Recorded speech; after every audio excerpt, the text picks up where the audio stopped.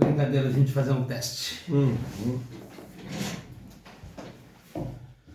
Tá gravando? Tá gravando. Doutor Jô Furlan. Doutor Davi Vidigal. Vou ser bem direto com você. Ok. Tá? O que faz um médico como você mudar tanto sua vida e tá residindo em Arraial da Ajuda, Bahia? Essa pergunta volta. Eu sempre brinquei muito que a vida da gente é baseada em escolhas, e lógico que a escolha foi da minha esposa.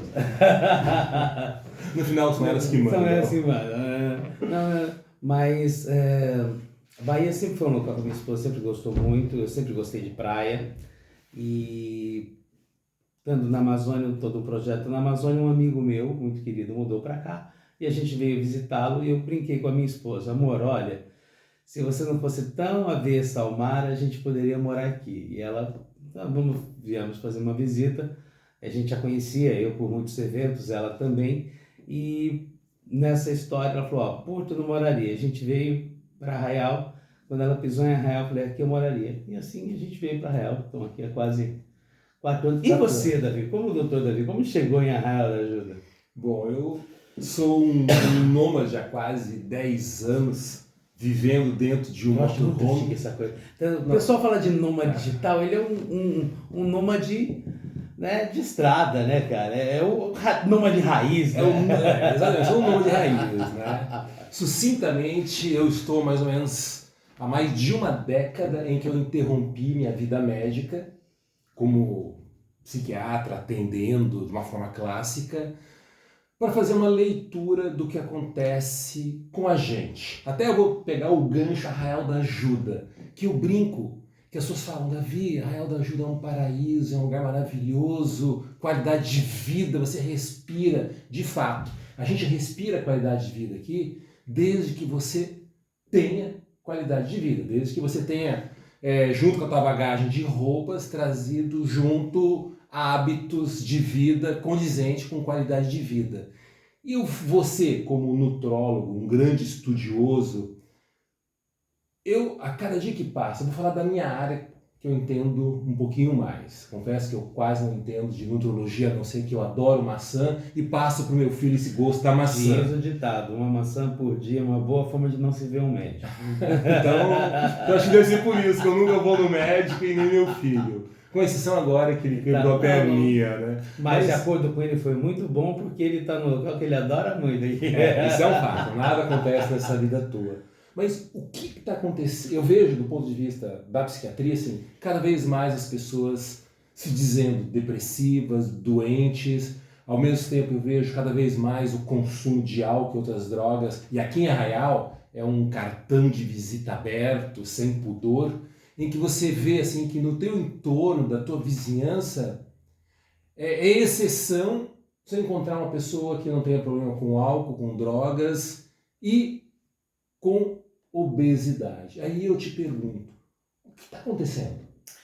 Talvez porque quando a pessoa vem para um local paradisíaco como Arraial, ela pensa assim, todo mundo, eu estava brincando com uma amiga que veio estar com a gente hoje, e o marido dela administra um hotel.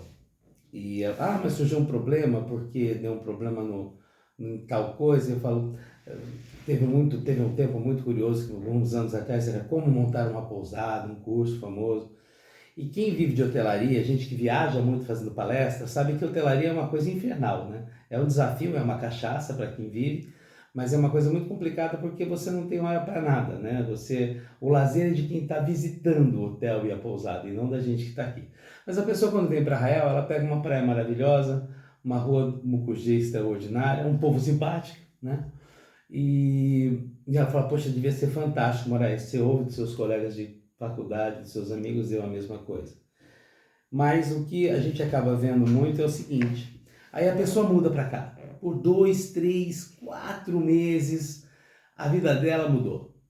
Só que depois de 5 meses, né, mais do que a bagagem que você falou dos hábitos, ela traz ela mesma. Ela traz o padrão de pensamento, ela traz o padrão de conduta, ela traz os traumas, ela traz o padrão estabelecido de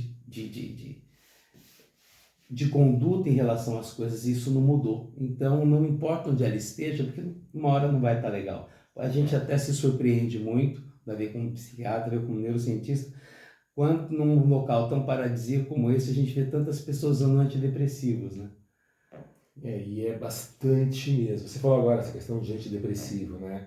Eu sou um grande defensor, né, da questão de você, se estiver correndo, parar, se estiver parado, sentar, se estiver sentado, deitar, para entender o que está acontecendo com você antes de você começar a tomar psicotrópicos, antidepressivos, ansiolíticos, que eu acredito que muitos hoje fazem uso abusivo.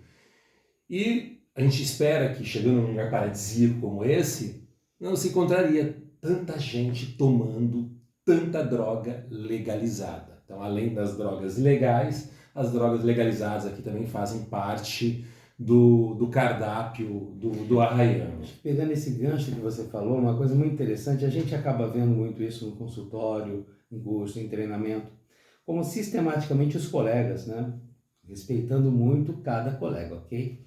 Mas se uma pessoa chega apresentando qualquer queixa, eu estou mais entristecido, eu estou mais para baixo, mais isso, mais aquilo, como é automático da o colega virar, pegar e mandar um antidepressivo, sem entender o mecanismo que acontece. Por quê? Porque o antidepressivo ele pode ser uma ferramenta muito interessante numa conduta, numa estratégia terapêutica, com um subsídio de psicoterapia, dessa autoavaliação, de saber o que está acontecendo. Mas o remédio pelo remédio, você está criando uma pessoa que vai usar uma muleta continuamente. Eu pego sistematicamente o paciente, chega no consultório e muitas vezes, doutor, eu tenho ansiedade. Tá, mas você toma o que? Eu tomo um Pran da vida, citalopram e tal. Mas as indicações dessas medicações são principalmente para quadros depressivos, né? E que eu brinco muito que esse efeito sedativo, esse efeito ansiolítico, ele é muito mais como um efeito coadjuvante, não como principal indicação.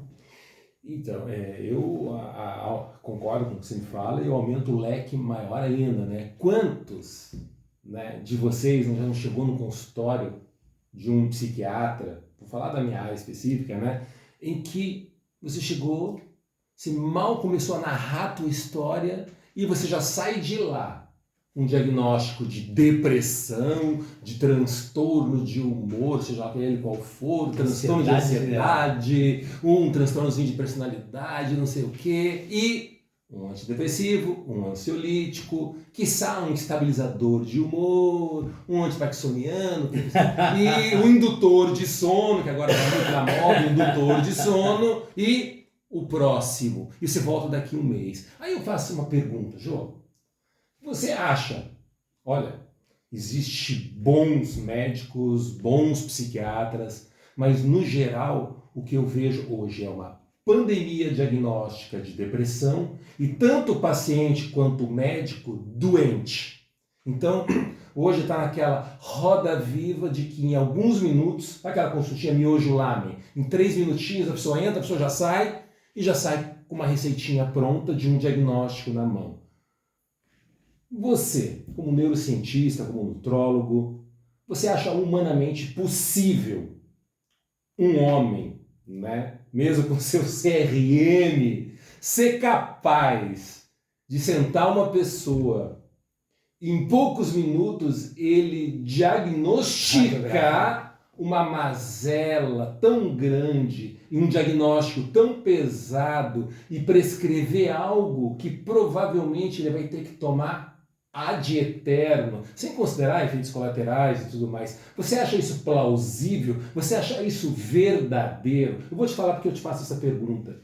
Porque as pessoas dizem, Davi, você desgostou da psiquiatria? Eu amo a psiquiatria, eu amo pessoas, eu amo a ponto, eu gosto tanto de pessoas que hoje eu me sinto não verdadeiro prescrevendo a maioria desses psicotrópicos para a maioria das patologias, com raras, mas raras exceções, se faz necessário. E a gente sabe que o paciente fica bravo com a gente, né? Sim, ele vai atrás de um outro. Mas eu ficar bravo é o de menos. A pergunta que eu enfoco Se dá para fazer? você acha que é humanamente possível o médico, o seu CRM, entrar num paciente e dizer, doutor, aconteceu isso, eu levei o pé na bunda e tal, tô desempregado, tô com dívida e tal. E você sair de lá com um diagnóstico de depressão e um psicotrópico? Você acha isso honesto? Eu acho isso Tô te colocando na...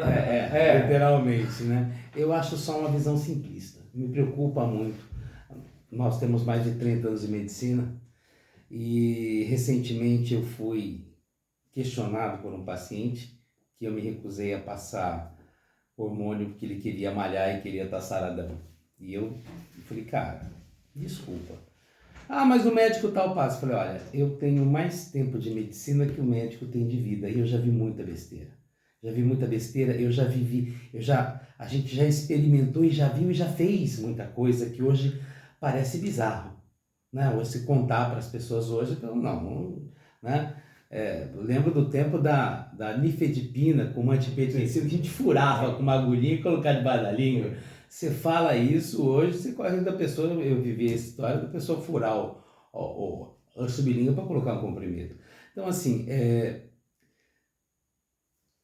a falta de paciência, né, a superficialidade que a gente passa a ter das coisas hoje me assusta. Eu vejo as pessoas sempre tendo uma abordagem, ou muitas vezes tendo uma abordagem superficial, e não valorizando os problemas comportamentais, os problemas psicológicos. É sempre como se fosse um coadjuvante. Sempre que a gente vai no médico, a gente vai no médico, conta uma coisinha e o mais C, né? Então, quando a pessoa começa a contar isso, e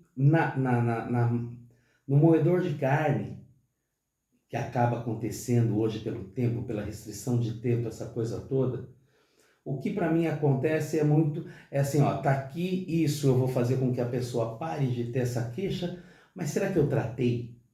Eu brinco muito, tinha um professor que dizia o seguinte, que o bom médico era aquele que sabia tratar a consequência do remédio que ele passou. Não era passar o remédio certo.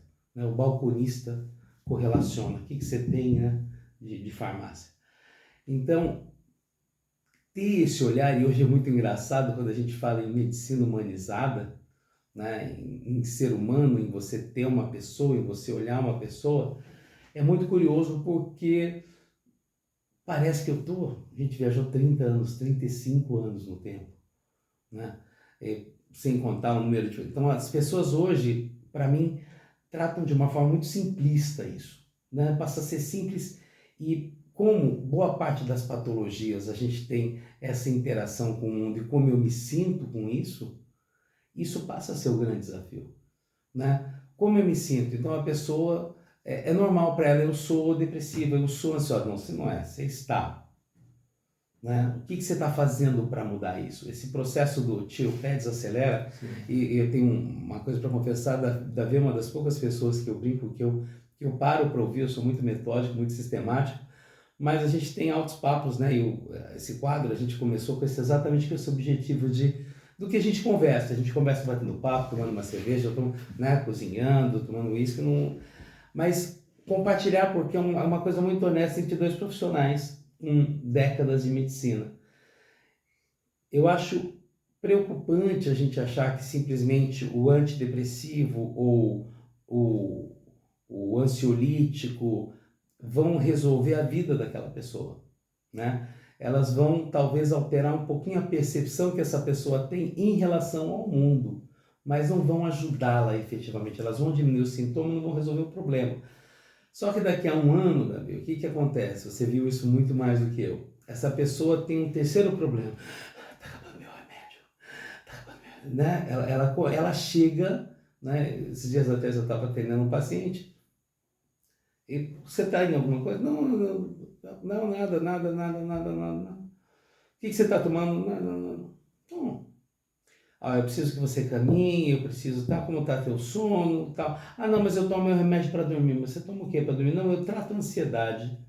Aí ele tomava um antidepressivo, cujo efeito colateral seria da sonolência, tomava à noite, já que não é o padrão que a gente usa, tomava à noite, e você vê como tem muito essa coisa do placebo, né? Do estou tomando alguma coisa para isso. Então, eu coloco assim, caindo na questão nômade da vida. Imagina, né, você já viu uma família viajando de motorhome com um cachorro, mas você vira meio que atração da praça. Então você para com o teu motorhome, desce teu cachorro, desce tua mulher, e as pessoas chegam a falar com você, cara, é o sonho da minha vida e tal. Aí você, quando conhece aquela pessoa, conversa um pouquinho com ela, muito, você descobre que teria muito mais condições até financeiras de fazer o que eu estava fazendo na época do que eu, mas não fazem. E eu digo que para todo mundo pensar nessa questão da utopia da felicidade espelhada. O que eu quero dizer com isso? Muitos acreditam o seguinte, sabe aquela história, tipo, acho que é aquela vida que eu quero ter. Então, como eu não tenho aquela vida... É o capim do outro lado do rio. Exatamente, é o que vai me deixar feliz. Né? Então, e aí a pessoa esquece com isso, já que ela criou aquela utopia. Cara, que bacana, deve ser nômade, viajar por aí, hoje numa cidade, amanhã em outra. Lógico, isso é muito bacana. Agora também tem os perrengues, tem os perigos, tem o que não dá certo, tem o viver em 8 metros quadrados, com todo mundo coabitando, em que você liga a torneira e é só, 100 ml de água para você lavar a mão, você tem que estar cuidando, muda muita coisa. E muita gente não está disposto àquilo. Ele acha bonito aquilo que ele vê na TV, num filme americano da família viajando de motorhome, mas daí ele não entende que aqui no Brasil quase não tem camping, os que tem pouca estrutura e por aí vai. Quer dizer, de repente, aquilo não é o sonho dele, é uma projeção de um sonho. Do que ele acha que poderia ser. Exato. Aí o cara tá lá, vamos dizer um clássico, o cara tá lá em São Paulo, trabalhando na Avenida Paulista, naquele trânsito louco, e ele fica imaginando que aquilo deixaria ele feliz. É uma mentira. Por quê? Essa é a realidade, a verdade do Davi Vidigal e de alguns outros conhecidos meus, e que eu também não conheço, que optaram por uma vida nômade nesse sentido. Agora, será que isso é a sua realidade? Será que isso é a sua realidade? Porque essa é a primeira pergunta. Como será que a pessoa está onde ela está colocando essa utopia?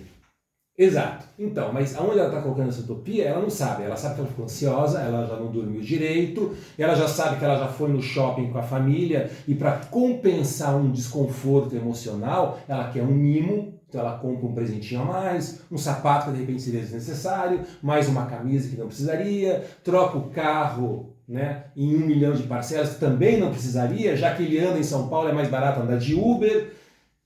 E aí quando ele vê, ele está com o salário dele totalmente comprometido, com a inteligência financeira sem inteligência financeira, cheio de dívidas, com necessidade da esposa, com necessidade dele, sem tempo para os filhos, e é lógico que ele vai se frustrar, que ele vai se angustiar, vai se sentir triste. Aí ele começa a ver revistas, jornais, dizendo que você pode tudo. Hoje nós vemos a cultura do tudo pode. Não vou entrar na questão polêmica hoje que você pode...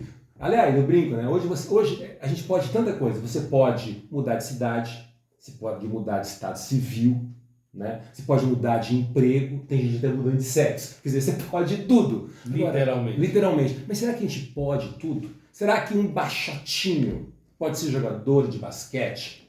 Será que a menina feia, como naquela música do Oswaldo Montenegro, a feia que quer ser Miss, ela pode ser Miss? Então a gente vive hoje também um conjunto de, não só fake news política, agora de fake de noticiários. Fake life. Gostei desse termo. A gente vive uma fake life, entende? Em que você acha que você pode tudo e é uma mentira. Isso eu digo que é o pontinho inicial da tua angústia, da tua ansiedade, daquilo que supostamente você acha ser depressão. E é muito curioso porque as pessoas... A gente está lançando um curso e a gente vê as pessoas evidenciando. Vamos lá, gente. A gente está aqui, essa cortina de trás aqui, a gente vai para o meu jardim, a gente está no alto da falésia, felizmente com o privilégio de Papai do Céu, vista mar aqui, né? Então, Maravilhosa vista. então a gente brinca muito assim. Nós construímos a nossa vida, a nossa independência para viver em Arraial, entre outras coisas, e não necessariamente tatuando na nossa profissão tradicional de viver de consultório, de plantão, essa coisa toda, porque a gente desenvolveu outros negócios, desenvolveu negócios, ou pronto, a gente criou essa independência financeira, né? E então, acho que o Davi vive muito isso quando estava viajando, quantas pessoas tinham que meio que vender o almoço para comprar a janta, né? Que quer dizer, aquela pessoa que é aventureira, mas não tem nenhuma estrutura. Então a gente tem, Davi fez isso como nômade com estrutura. Às vezes ele brinca que ele fica cansado de ouvir quantas coisas eu vou fazendo simultâneo, mas assim, é muito legal essa referência de como cada coisa a gente vai buscando. E a gente parando para pensar no seguinte: será que quando eu desenvolvi a teoria da inteligência comportamental humana e falava de sucesso, inteligência do sucesso, sucesso no dicionário é sinônimo de êxito e realização. Sucesso não é necessariamente grana, sucesso não é necessariamente reconhecimento, qualquer coisa assim. E hoje se vende uma vida glamurosa, né? Você vê muito desse, né? Você brincou desse fake life, né? Não porque eu tô aqui, não, a gente tem o privilégio de poder, num dia de semana, estar caminhando na praia, fazer a nossa agenda baseada em maré, como a gente brinca, tá muito tempo viajando, se dedicando aos nossos livros, essa coisa toda. Mas eu vejo as pessoas vendendo uma coisa que não necessariamente é que vão deixá-las felizes. Elas compram o que vai deixar os outros felizes. O que os outros vão achar, o que os outros vão pensar. Tem um ditado antigo que diz que muito do que a gente conquista, a gente gostaria que o nosso colega de infância soubesse que a gente conseguiu, né? Que os nossos colegas de faculdade soubessem que a gente conseguiu. Mas será que isso nos deixa satisfeitos, felizes? Será que o que a gente tem conquistado faz parte? Por isso eu brinco com a história do propósito, a gente fala muito disso. Será que o meu propósito efetivamente está sendo alcançado? Será que eu estou trabalhando ou vivendo todos os dias? Eu vi alguém recentemente num vídeo questionando que a gente vive como empresa. A gente tem que viver como empresa. Nós temos um empreendimento chamado vida. Certo. Né? E nessa vida você tem um papel, eu não sei qual o seu, qual é o Davi. Davi eu intuo um pouquinho e vejo a dedicação ao papel dele, como escritor, como marido, como pai, como ser humano, né? Como pensador, né? Entra muito esse processo. Qual é o seu feliz? Qual é o seu realização? Eu lembro que eu contava muito, que eu fui criado na roça, e eu conseguia, fazendo medicina, sentar, tomando uma cervejinha com os amigos da roça. O meu amigo falava do enxerto de rosa com a mesma felicidade que eu falava do estágio na medicina. Quem estava certo? Os dois? Quem tinha a melhor vida? Não sei. Eu fazia o que eu queria, ele fazia o que ele queria. E infelizmente na nossa profissão a gente vê muitas pessoas que estão médicos, mas não suportam mais, né, a profissão. Você, quando fez esse salto, né, você planejou e trabalhou para isso, mas se você vê, é muito engraçado que boa parte dos médicos que os filhos fazem medicina, os pais gostam muito da medicina, e normalmente quando os pais não têm muita tolerância, tem muita irritação ou muito desgaste, não é que não gosta, às vezes a vida moída, né, essa vida de plantão, de hospital, essa coisa toda, de consultório, o filho não opta pela medicina, né? Então fica muito, o que é o ser feliz para você? O que é o sucesso nessa história, né? Você colocou agora, eu me lembrei, hoje pela manhã, eu saí bem cedinho. Eu ia contar essa. Saí com a mulher para ir caminhar, dar um mergulho de manhã, que é muito bom isso. E a gente estava falando sobre algo, né? E minha esposa, ela é muito contundente em algumas palavras, e eu achei muito interessante que ela falou, cara, de uma amiga e tal, estava fazendo um problema com o marido, terapia de casal, só que a terapeuta é separada. Então, a gente está na questão da verdade da história, sabe? Tipo, a gente partindo do pressuposto que a questão do sucesso, você falou da rosa, do amigo, do enxerto da rosa, e você fazendo um enxerto ósseo, de repente, né, na questão. Mas se você está vivendo a tua verdade, se aquilo é tua alegria, você está no caminho, né? Você está no caminho. A questão é quando, a história do sonho, você não está vivendo o teu sonho. Você foi cair para trabalhar com rosas ao acaso, porque estava ali no quintal da tua casa. Você foi fazer medicina porque teve pressão do pai, seja lá o que for. Você está vivendo a sua história, a sua verdade. Eu tenho uma frase que eu falei dizer para você. Eu estou nessa vida a passeio, mas com um propósito. O que eu estou nessa vida a passeio? Eu não me permito, eu brinco que a minha tristeza é miojulame, ela tem que durar 3 minutos. Depois disso, eu tenho que questionar o que está acontecendo e romper essa barreira. E romper mesmo. Mas não esquecendo nunca o propósito, porque você tem que ter sentido para a vida. E aí a gente estava caminhando, estava falando da terapeuta, e a gente começou a imaginar quantos profissionais de várias áreas não vivem sua verdade. Desde você ir na padaria, a menina que está atendendo no balcão, de repente, não dá um sorriso para você de manhã, nos primeiros...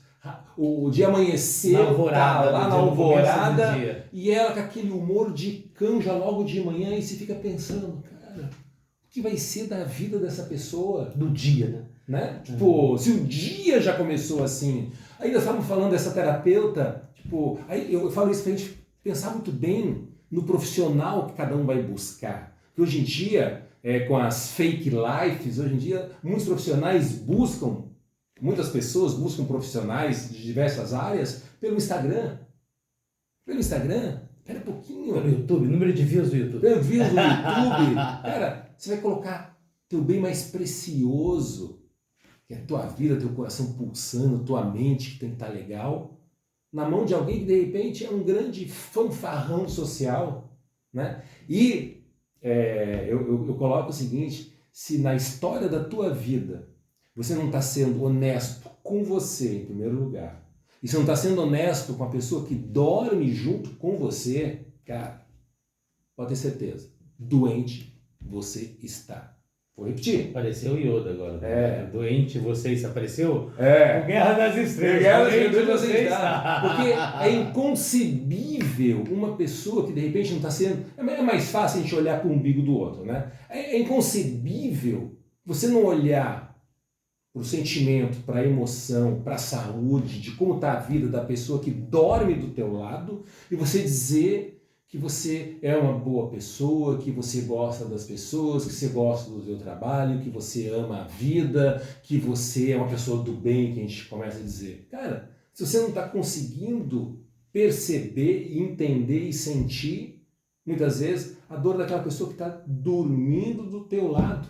Então, eu acho que o grande exercício para quem está se sentindo ansioso, deprimido, seja o que for, é parar um pouquinho de olhar para a sua dor. Depois eu vou falar muito sobre isso, que eu bato muito nessa geração que a gente vive hoje, né, muito voltado, só centrado na dor, mas, cara, como é que está minha mulher? Como é que está meu marido? Empatia cara, com as pessoas que exatamente. Quando que eu demonstrei afeto de fato para essa pessoa que está do meu lado? Eu me importo com ela ou só vou me importar na hora que ela estiver na UTI prestes a morrer? Falar, meu Deus, como eu amo essa pessoa, meu Deus, por que eu não fiz? Então, antes de você olhar para a tua angústia, para a tua ansiedade, para a tua frustração, para a tua dívida, seja o que for, olhe para a pessoa que dorme do teu lado e faça essa pergunta. O que hoje eu estou fazendo para essa pessoa ser feliz? Eu digo que é um grande gatilho para você melhorar a sua depressão, a sua ansiedade. Uma frase que eu gosto muito, que a melhor forma de ser feliz é ajudar as pessoas a serem felizes, né? Com certeza. É uma coisa fantástica. E para você, o que é felicidade, Davi? Olha, para mim, felicidade, primeiro, traduz numa questão de tempo. Como eu estou usando o meu tempo? Então, eu posso estar usando o meu tempo no labor, trabalhando, porque eu escolhi aquilo naquele momento, eu gosto de ver o resultado naquele momento. Uma vez me fizeram uma pergunta assim, bem delicada no meio de uma palestra, você como grande palestrante, você deve ter passado por mais, né? Mas o meu trabalho é apertar parafuso. Você aperta parafuso do quê? eu checo as rodas, tal, dos carros, acho que era da Renault na época, tal. Cara, olha a importância. Olha a importância do teu trabalho. Você não está só apertando todo dia um parafusinho, você está checando a segurança, entende? De uma família. Que inclusive, meu pai, há uns 3 anos atrás, quase sofreu um acidente fatal com a minha mãe, porque parou num borracheiro, o cara arrumou o pneu e não apertou direito o parafuso da roda da frente. Por pouco, os dois não caíram numa serra lá em Santa Catarina. Quer dizer, não é só apertar um parafuso, não é só amassar um pãozinho é o contexto e levar geral, à padaria. Tem gente que, é a historinha, né? Tem gente que, o que você está fazendo? Eu estou colocando um tijolo, eu estou trabalhando por X reais do dia, onde eu estou construindo a casa do Senhor, né? O cara está construindo minha igreja. Essa visão do todo, e gente, entenda, a gente falha, a gente todo dia está procurando fazer uma versão melhor da gente, a gente escorrega, a gente tropeça. Isso faz parte do processo da humanidade.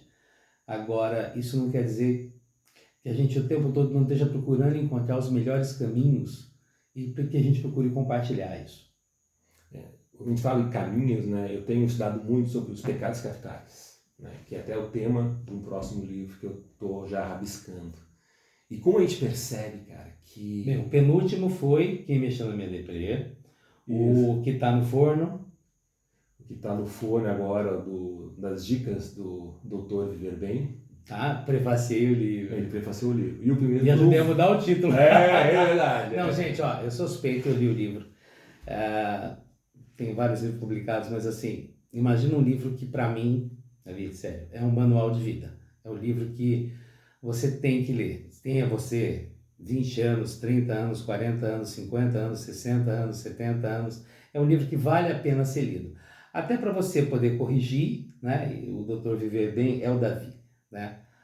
O Davi é um cara muito coerente nesse processo. Eu escorrego muito mais que ele. Mas ele é assim. Então, é muito gostoso nessa área de comportamento, de orientação, você encontrar uma pessoa que realmente é aquilo que está dizendo, né? Então, acho que tem muito esse processo você estava contando do tempo. Tá. Eu estava, na questão da administração do tempo. Eu sempre pensei muito na questão tempo. Caramba, sabe? Até uma vez assisti uma palestra de uma pessoa que eu admiro muito, do Marins, e ele falava, você quer saber se está morrendo? Aí ficar olhando para o relógio de pêndulo. E o relógio está vai e vem, vai e vem. Não, o relógio só vai. Que o tempo só vai para frente. Exatamente. Aquilo me marcou tanto, cara. É verdade. Cara... São essas sacadas, né? Marins tem umas sacadas. Eu falei, cara, o relógio só vai para frente, o tempo só vai para frente. Então, quer me ver brabo? É perder tempo. E eu sou uma pessoa que eu gosto do horário, eu gosto de respeitar o horário meu e das pessoas, né? Que às vezes é até motivo de briga com a mulher, que ela não respeita muito o horário. Porque eu acho que porque eu acho muito importante isso. Então, como você está usando o seu tempo, teu tempo de trabalho, como você está usando o teu tempo livre, sabe? É importante isso. Porque, veja só, você pega férias, né? Eu acho muito engraçada a questão das férias, porque traduz bem como as pessoas vivem mal. O cara trabalha o ano inteiro, não tenho tempo, não tenho tempo para a família, final de semana, o cara já está comendo mal, vivendo mal, amando mal, é lógico, o cara vai chegar aqui hipertenso, obeso, diabético, deprimido, ansioso, e aí o que ele faz? Fardinho de cerveja, e não estou contra a cerveja, não estou contra a bebida, não estou sendo piegas, eu estou querendo colocar que o tempo de lazer dele, ele ocupou como? Comendo, desculpa o termo chulo, que nem porco, bebendo que nem um animal, perdendo, sabe, o teu nível de consciência, de juízo e crítica para perceber, cara, essa é minha mulher, que maravilhosa que ela é. Cara, como meu filho cresceu, cara, eu não estava nem vendo. Cara, quantas palavras novas o meu filho fala. Só que o cara, ele está numa outra sintonia, ele não percebe a vida passar.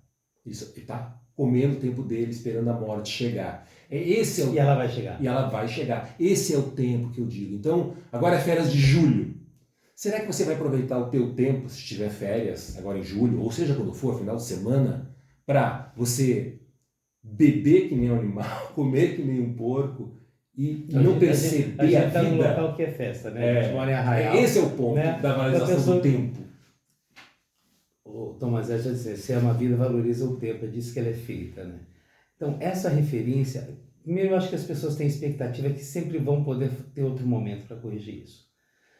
E a gente nunca sabe se a gente vai ter tempo ou não, né? Se a gente vai ter tempo ou não para dizer para as pessoas o que é importante ser dito, se a gente vai ter tempo para se corrigir. Você estava falando do parafuso, é uma máxima, né? A gente cansou de ouvir isso, brincar com isso. Ou você ama o que você faz, ou você aprende a amar o que você faz, né? Hoje você faz o que você ama, né? Mas existe uma coisa assim, tão forte das pessoas, eu costumo brincar, né? Palestra de motivação. Fazemos isso, muito mais a minha praia que porque eu utilizo uma metodologia de treinamento em pouco tempo, mas não importa. Então, mas eu sempre peço para as empresas, para a escola, para a universidade, não coloque essa palavra. Porque você quer melhorar a motivação de alguém, o cara vai falar, aumenta meu salário, troca meu chefe. Meu chefe é um saco. É um chato, eu acho que eu ganho pouco. Então, se a gente... Eu quando fui para a Amazônia, 7 anos atrás... Só vou fazer um gancho. Se você acha que está ganhando pouco, pensa agora se tem alguém que ofereça mais salário para você. Se não tem, você está ganhando muito. Pensa nisso. Aí eu brincar, será que você merece? Será que você merece? Será que você está qualificado? Reclamar é fácil, né, cara? Eu estava agora há pouco, a gente tem negócio. É risco, né? Eu sou um investidor, né? Eu sou um empreendedor. Desde que me conheço por gente, felizmente eu ganhei muito mais do que eu perdi, mas já perdi muito. Paguei um preço alto por certas lições. E quando eu fui para a Amazônia, eu lembro que eu vou contar agora um artigo que eu não tive coragem de publicar, então vocês me perdoem, não interpretem mal, tá? Mas eu saí de uma casa de 1.000 metros quadrados num condomínio de luxo em Itu, né? Você conhece a casa, e para ficar num quarto, num quarto banheiro, numa kitnetzinha, onde eu ficava atendendo o hospital, e foi muito importante, porque eu entendi que eu não era aquela casa maravilhosa. Foi o que me permitiu depois seguir. Uma das razões de eu estar aqui é que a gente não é o que a gente tem, a gente é o que a gente faz. Né? Mas, tanto que quando a gente mudou de Itu aqui para Bahia, mais uma vez o pessoal chamou eu e minha esposa de loucos. Quando vocês saíram de São Paulo e foram para Itu, vocês foram loucos, vocês construíram e tal. Agora vocês largam tudo e vão para Bahia. Né? E a gente vai chegar no nível do nômade. Mas eu vou trazer isso para você. Uma vez eu vi uma palestra, era uma entrevista coletiva do Deepak Chopra, um dos grandes gurus da prosperidade, da saúde no mundo médico americano, ligado muito à medicina védica, mas um cara brilhante. E ele é muito calmo, ele é muito sereno, ele é assim para falar. Ele caminhava Davi com a mãozinha aqui, assim, andando de um canto para o outro tal. E, de repente, alguém perguntou, Dr. Chopra, quem que é mais feliz? O rico ou o pobre? Ele olhou para o jornalista e respondeu, o rico, e continuou a falar. Aí você ouviu o burburinho do pessoal mais esotérico. Ele percebeu que gerou um burburinho. Aí ele cruzou com o jornalista de novo, o jornalista indignado. Mas... Dr. Chopra, desculpa, o senhor é um guru de grandes celebridades, o senhor é uma referência internacional, mundial. Como que o senhor fala que o rico é mais feliz que o pobre? Eu falei, olha, eu não sei porque não fica claro para vocês, mas para mim é claro. Eu vou explicar por quê. O rico já entendeu que dinheiro não resolve tudo, o pobre ainda acha que resolve. Acho que vai resolver. Isso foi uma das coisas mais geniais que eu já ouvi na vida. Então a história do ganhar mais... Então, não é o quanto você ganha, é como você usa o que você ganha.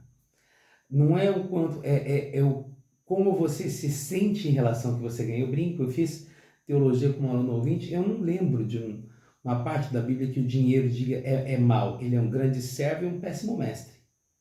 A bebida é uma serva. Tudo aquilo que tira de você o controle não é saudável. Né? Mas se você pegar, você tem muito mais heróis, expoentes bíblicos líderes e muito ricos do que pobres.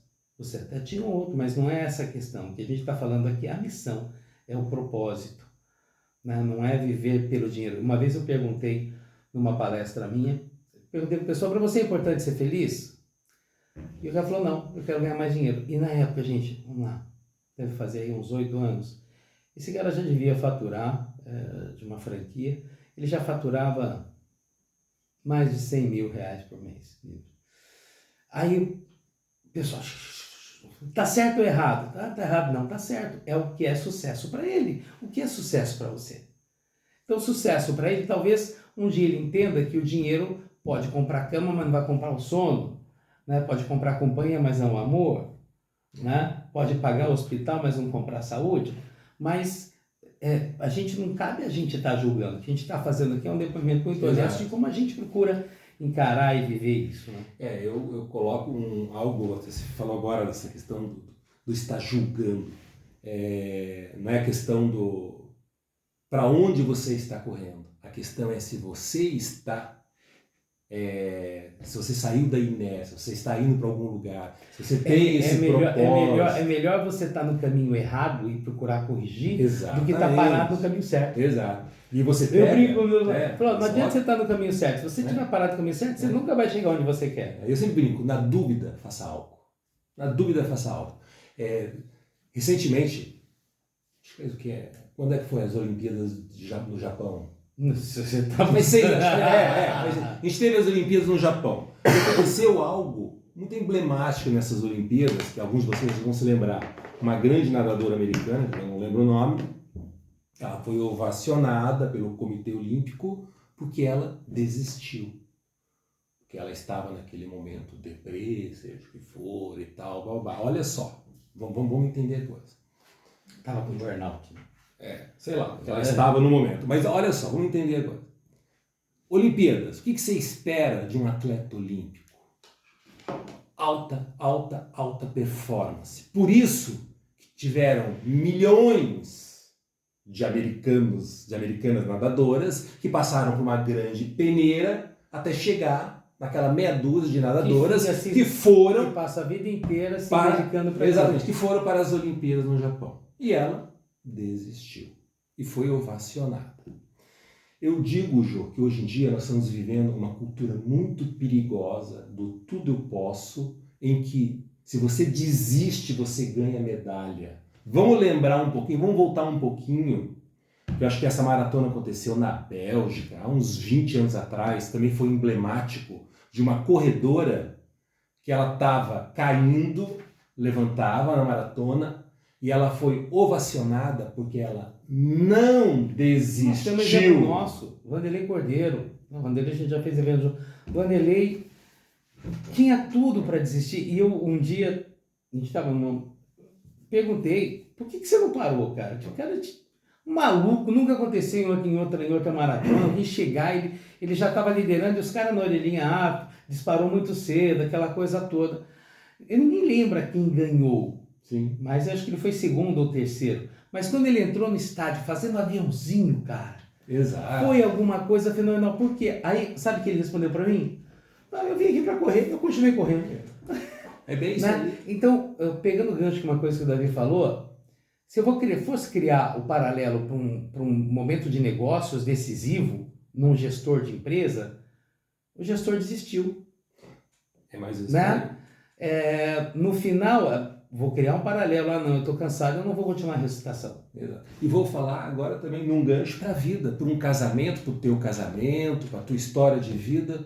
De repente, eu vou desistir. Como a cultura do desistir está tão forte no tudo posso, né, que hoje em dia você pode tudo, o homem pode virar cachorro, gato, cachorro, coelho, seja o que for, desistir também eu posso. Se uma atleta de alta performance desiste e ela é ovacionada porque desistiu, por que eu não posso desistir do meu casamento, desistir da minha vida, desistir do meu trabalho? É importante, desistir da educação, da responsabilidade do meu filho. É muito mais fácil ser amigo e dizer sim para o seu filho. Eu falo muito isso quando a gente começou com a neuroeducação no Brasil.